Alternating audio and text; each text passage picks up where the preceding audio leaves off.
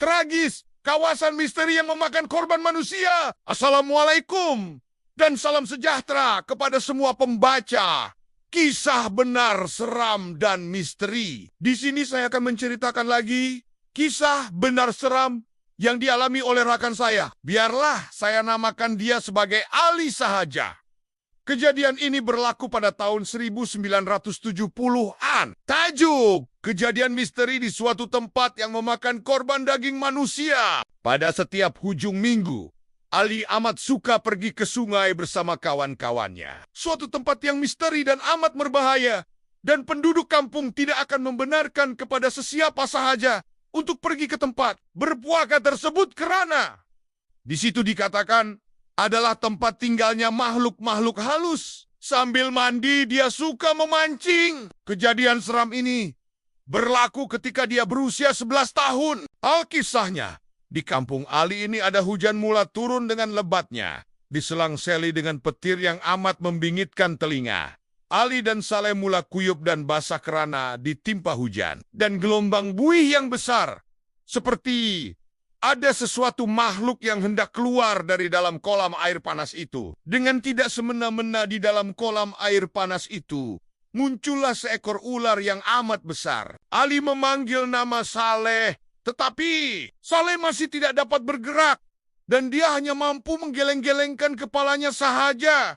Tiba-tiba sahaja bulu roma Ali dan Saleh meremang. Ketika itu hanya Allah Subhanahu wa Tinggi sahaja yang tahu bagaimana takutnya perasaan mereka ketika itu. Tempat itu dikatakan berada jauh di pedalaman, di sebalik gunung yang berada di sebuah kampung. Dikabarkan di kawasan itu mempunyai mata air panas dan terdapat kolam-kolam. Ali menceritakan kepada penulis bahwa Saleh telah ditarik masuk ke dalam mulut ular raksasa itu.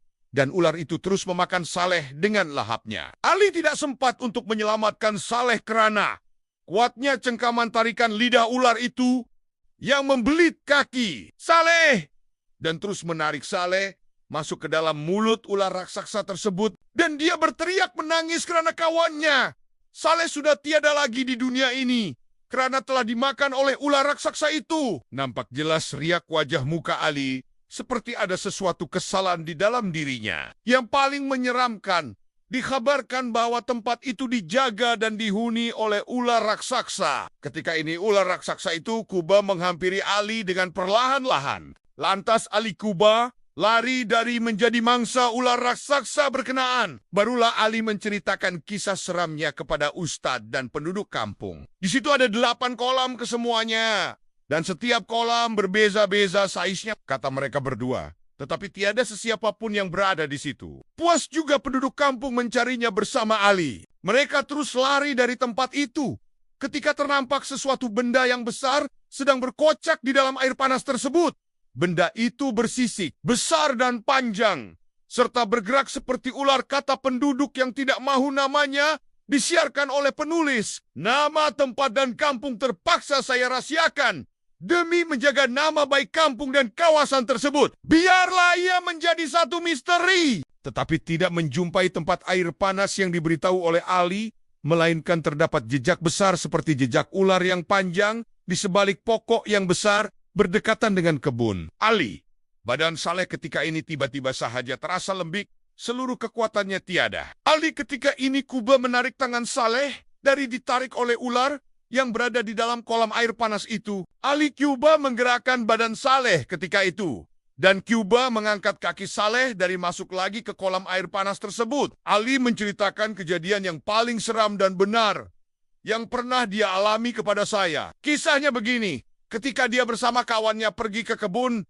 untuk mengutip buah durian. Dengan secara tiba-tiba sahaja dia bersama kawannya tersesat dan telah berada di suatu kawasan mata air panas yang dikatakan berpuaka itu. Biarlah saya namakan kawan Ali itu Saleh. Saleh dan Ali ketika itu dilihat kebingungan kerana secara tiba-tiba sahaja mereka boleh tersesat dan berada di kawasan yang asing dan pelik. Setelah dia melihat sendiri kawasan mata air panas tersebut dan melihat kolam-kolam itu, Saleh ingin juga merasa bagaimana hangatnya mata air panas itu di salah satu kolam yang besar. Ketika Saleh mencelupkan kakinya di salah satu kolam air panas itu, dengan tiba-tiba sahaja dia terdengar suaranya dipanggil-panggil dari salah satu kolam air panas tersebut. Tiba-tiba sahaja cuaca yang cerah bertukar menjadi mendung. Ketika inilah kejadian yang paling seram dan menakutkan terjadi. Di sebalik hutan belukar yang gelap di dalam kolam air panas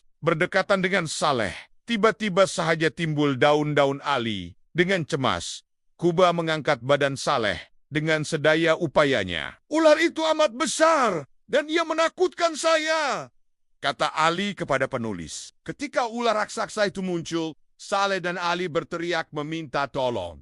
"Tolong, tolong, ge." Ular raksasa itu tiba-tiba sahaja membuka mulutnya dengan luas dan ia memperlihatkan giginya yang tajam dan yang paling menakutkan.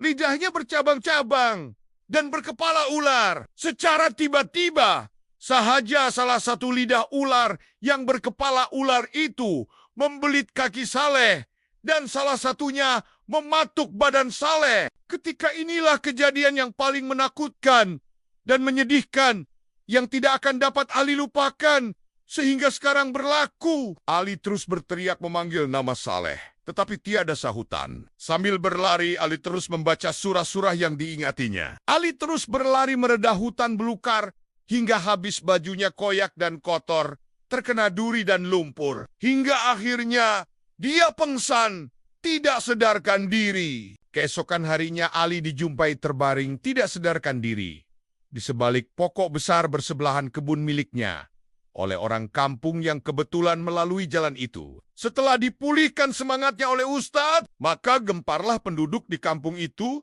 mengenai kejadian yang menimpa Saleh yang mati akibat dimakan oleh ular raksasa tersebut. Sehingga kini tempat berpuaka tersebut tidak dapat ditemui. Pernah juga ada segelintir penduduk kampung yang terjumpa kolam air panas yang diberitahu oleh Ali. Mungkin tempat itu dijaga oleh penunggu ular raksasa tersebut, katanya mengakhiri temu bual bersama penulis. Kisah ini adalah kejadian benar yang telah terjadi. Yang dialami oleh Ali bukan nama sebenar. Alam gaib itu ada. Kita tidak bersendirian.